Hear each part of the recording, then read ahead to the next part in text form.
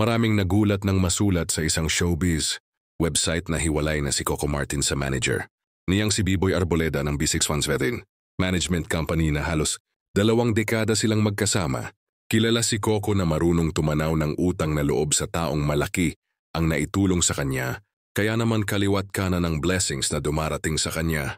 Dahil hindi siya nakalilimot and isinishare rin niya ang mga natatanggap na biyaya sa mga tanong, nangangailangan tulad ng pagbibigay niya ng trabaho sa mga artistang hindi na aktibo sa showbiz sa programa niyang FPJ's Batang Quiapo.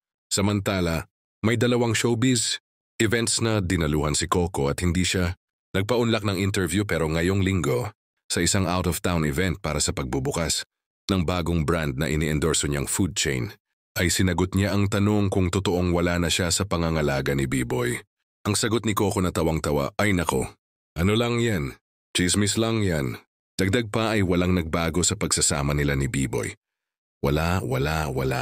Mahal na mahal ko yun.